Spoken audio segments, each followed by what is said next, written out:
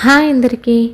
శ్రీ, ఈ వీక్లో నా ప్రాజెక్ట్ కంప్లీట్ అయిపోతుంది. ఓ 2 రోజులు సరదాగా అలా ఎటైనా వెళ్ళొద్దామా అంటూ పక్కనే కార్ డ్రైవ్ చేస్తున్న భర్త శ్రీకర్ భుజాలపై వాలుతూ అడిగింది వైష్ణవి. నా వైషు అడగడం నేను కాదనడవా? అలాగేలే, తప్పకుండా వెళ్దాం అంటూ ఇద్దరూ ఆ రోజు ఆఫీస్ పూర్తయిన తర్వాత మాట్లాడుకుంటూ కారులో ఇంటికి వెళ్తున్నారు. శ్రీకర్ వైష్ణవిలిద్దరూ బీటెక్ చదువుతున్నప్పుడే ఒకరినొకరు ఇష్టపడ్డారు. వారి ప్రేమ విషయం ఇంట్లో తెలియడంతో ముందు చదువులు పూర్తి చేసి లైఫ్లో సెటిల్ అవ్వండి అని పెద్దవాళ్ళు కండిషన్ పెట్టడంతో ఇద్దరూ కూడా ప్రేమలో ఉన్న లైఫ్ మీద బాధ్యత, పెద్దల పట్ల ఉన్న గౌరవంతో చదువును ఎక్కడ నిర్లక్ష్యం చేయకుండా చక్కగా చదువుకుని క్యాంపస్ ప్లేస్మెంట్లోనే పెద్ద పెద్ద ఎంఎన్సీ కంపెనీలలో మంచి ప్యాకేజీలతో ఉద్యోగాలు సంపాదించారు. దాంతో 2 కుటుంబాల పద్ధతులు ఒకరికి ఒకరు నచ్చడంతో పిల్లలు ఇష్టం కాదనలేని వాళ్ళు పిల్లల చదువు పూర్తవగానే పెళ్లికి ముహూర్తం పెట్టి అంగరంగ వైభవంగా వాళ్ళ పెళ్లి జరిపించారు. అలా శ్రీకర్ వైష్ణవిల ప్రేమ బంధం పెద్దలు, బంధువులు, స్నేహితుల సమక్షంలో వాళ్ళ ఆశీర్వాదాలతో పెళ్లి బంధంగా మారింది. ఇద్దరూ మాట్లాడుకుంటూ వాళ్ళ ఇంటి ముందు కారు ఆగేసరికి శ్రీకర్ ఫోన్ రింగ్ అయింది. ఫోన్ ఎత్తి హలో అన్న శ్రీకర్ అటువైపు నుంచి ఏం విన్నాడో తెలియదు, కానీ షాక్ కొట్టిన వాళ్ళ ఉండిపోయాడు. వైషు కంగారుగా ఏమైంది శ్రీ, ఏం మాట్లాడవి, ఫోన్లో ఎవరు అంది. శ్రీకర్ ఏడుస్తూ అమ్మ చనిపోయిందంట, మనల్ని వెంటనే బయలుదేరి ఊరికి రమ్మంటున్నారు అన్నాడు. భర్త చెప్పిన విషయాన్ని నమ్మలేని వైష్ణవి ఏం మాట్లాడుతున్నావు శ్రీ, నేను రాత్రే కదా అత్తయ్యతో మాట్లాడాను, నాతో బాగానే మాట్లాడారు, ఏం చెప్తున్నావు నువ్వు అంది. నిజమే, అమ్మకి హార్ట్ అటాక్ వచ్చిందంట అంటూ కంగారుగా కారు దిగి ఇంట్లోకి వెళ్ళి చేతికి దొరికిన బట్టలేవో ఇద్దరూ చెరుకు బ్యాగ్లో వేసుకుని బయలుదేరారు. శ్రీ, ఈ కండిషన్లో నువ్వు కార్ డ్రైవ్ చేయొద్దు, నేను తీస్తాను అంటూ వైష్ణవి కార్ డ్రైవ్ చేస్తూ 2 గంటల్లో శ్రీకర్ ఊరికి వచ్చేశారు. వాళ్ళ ఇంటికి వెళ్ళేసరికి బంధువులంతా వీళ్ల కోసం ఎదురు చూస్తూ కార్యక్రమానికి కావాల్సిన ఏర్పాట్లన్నీ పూర్తి చేశారు. శ్రీకర్ వాళ్ళ తల్లిదండ్రులకు ఒక్కగానొక్క కొడుకు కావడంతో చేయవలసినవన్నీ పద్ధతి ప్రకారం పూర్తి చేశాడు. తర్వాత 15 రోజులు కూడా ఊర్లోనే ఉండి బంధువుల సహకారంతో మిగతా కార్యక్రమాలు కూడా పూర్తి చేసి తల్లి పోయి ఒంటరిగా మిగిలిపోయిన తండ్రిని ఊర్లో ఒంటరిగా వదిలి రాలేక తమతో పాటు తీసుకొచ్చాడు శ్రీకర్. భార్యాభర్తలిద్దరూ ఒకరికొకరు సాయం చేసుకుంటూ ఇంటి పనులన్నీ చేసుకోవడం వాళ్ళకి అలవాటే.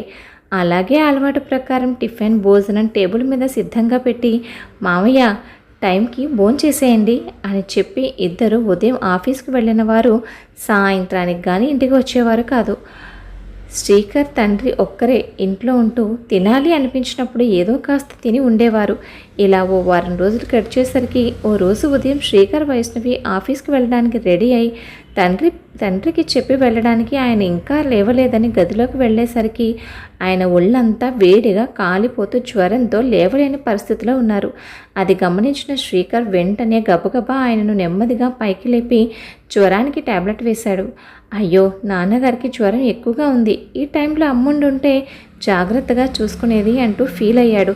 శ్రీకర్ బాధను గమనించిన వైష్ణవి, అరే శ్రీ, నువ్వే ఇలా దిగులు పడిపోతే ఇక మావయ్య గారి పరిస్థితి ఏంటి చెప్పు, జ్వరమే కదా, టాబ్లెట్ వేసావు కదా, కాసేపటికి తగ్గుతుందిలే అని చెప్పి మావయ్య నేను ఆఫీస్కి వెళ్తున్నాను, జ్వరం కాస్త తగ్గాక టేబుల్ మీద టిఫిన్ పెట్టాను, తీసుకు తినండి, టిఫిన్ తినబుద్ధి కాకపోతే ఫ్రిడ్జ్లో ఫ్రూట్స్ ఉన్నాయి, మీకేం తినాలనిపిస్తే అది తినండి అని చెప్పి ఆఫీస్కి బయలుదేరింది వైష్ణవి ఈరోజు నువ్వు కాస్త ఆఫీస్కి లీవ్ పెట్టి నాన్నగారి దగ్గరుండి చూసుకోవచ్చు కదా అన్నాడు శ్రీకర్.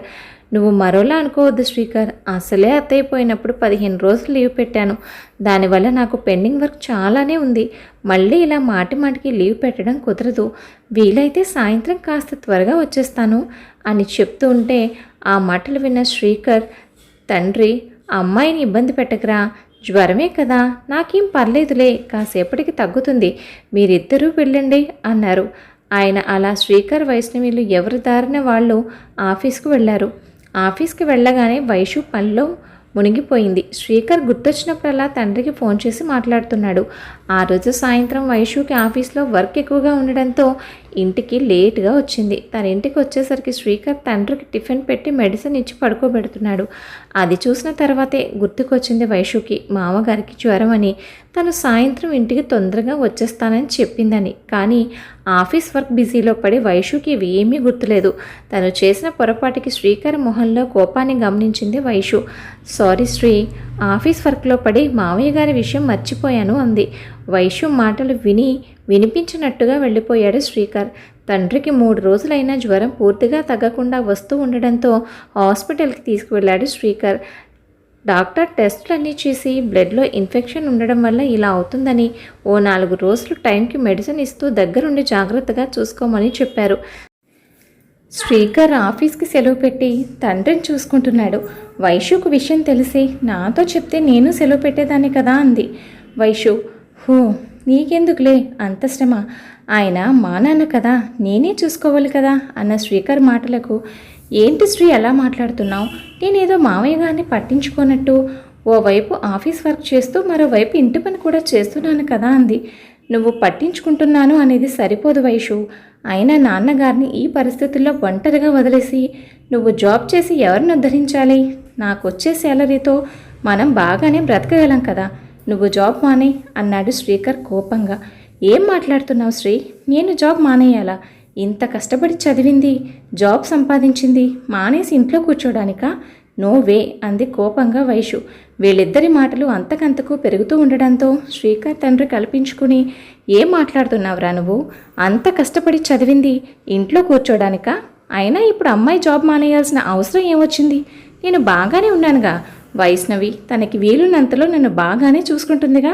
అయినా నా గురించి మీరిద్దరు ఇలా గొడవలు పడుతుంటే నేనిక్కడ ఉండలేను, ఊరికి వెళ్ళిపోతాను అన్న తండ్రి మాటలకు శ్రీకర్, వద్దు నాన్న, మీరెక్కడికి వెళ్ళొద్దు, మేమేం గొడవలు పడం అని. ఆ రోజు గొడవ అక్కడితో ఆగిపోయినా ఆ రోజు నుంచి శ్రీకర్ వైష్ణవిల మధ్య చిన్న చిన్న గొడవలు జరుగుతూనే ఉన్నాయి. ఇద్దరి మధ్య మాటలు కూడా తగ్గిపోయాయి. ఇంతలో వైష్ణవి ప్రాజెక్ట్ పని మీద ఓ 6 నెలలు ఫారిన్ వెళ్లాల్సి వచ్చింది. సరేలే, ప్రేమించి పెళ్లి చేసుకున్న ఇద్దరు కొద్ది రోజులు దూరంగా ఉంటైనా ఒకరి మీద ఒకరికి ప్రేమ కలుగుతుందని భావించారు పెద్దవాళ్ళు. కానీ వాళ్ళ ఊహలకు వ్యతిరేకంగా వాళ్ళ మధ్య ప్రేమ పెరగకపోగా మరింతగా దూరమయ్యారు. వైష్ణవి ఇండియాకు వచ్చాక ఇక మేము కలిసి ఉండలేమని ఇద్దరూ పరస్పర అంగీకారంతో విడాకులు తీసుకున్నారు. ఆ తర్వాత ఓ 2 నెలలు ఇద్దరికీ లైఫ్ బాగానే గడిచింది.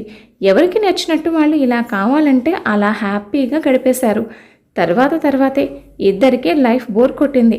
తమకంటూ తోడుగా తమ కోసం ఎదురు చూసేవారు ఒకరు ఉంటే బాగుండు అనిపించింది. ఇద్దరు కొత్త పార్ట్నర్స్ కోసం వెతకడం మొదలుపెట్టారు. ఈ వెతుకులాటలో ఓవైపు శ్రీకర్కి ఎదురుపడిన వారు కానీ మరోవైపు వైష్ణవ్కి ఎదురుపడిన వారు కానీ ఎవ్వరూ వారి మనసులకు నచ్చలేదు.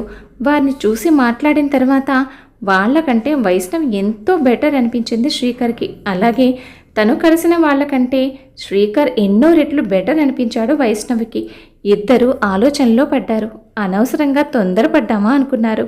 అంతలో శ్రీకర్ హాయ్ అంటూ వైషుకు మెసేజ్ చేశాడు. ఆ మెసేజ్ చూసిన వెంటనే హాయ్ అంటూ రిప్లై ఇచ్చింది వైషు. ఐఎమ్ సారీ వైషు, నన్ను క్షమించు, నిన్ను అర్థం చేసుకోలేకపోయాను. నీకు నచ్చినట్టుగా నీ జాబ్ నువ్వు చేసుకో అని శ్రీకర్. ఐఎమ్ సారీ శ్రీ, నేను నిన్ను అర్థం చేసుకోలేకపోయాను. నేను ఈ జాబ్ మానేసి ఇంట్లోనే ఉంటూ ఏదైనా వర్క్ ఫ్రమ్ హోమ్ జాబ్ చేసుకుందాం అనుకుంటున్నాను, ఏమంటావ్ అంది వైష్ణవి.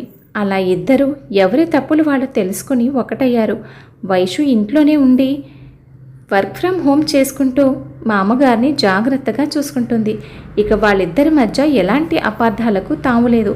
సంవత్సరం తిరిగేసరికి వైషుకి అత్తగారి పోలికలతో పొత్తడి బొమ్మలాంటి పాప పుట్టింది. చనిపోయిన తన భార్య పాప రూపంలో మళ్ళీ పుట్టిందని పాపను ఆడిస్తూ ఆనందంగా కాలం గడిపేస్తున్నారు శ్రీకర్ తండ్రి. కథ విన్నారు కదండి. కథపై మీ అభిప్రాయాన్ని తప్పకుండా తెలియజేయండి. మరొక మంచి కథతో మళ్ళీ కలుద్దాం. ఉంటాను మరి.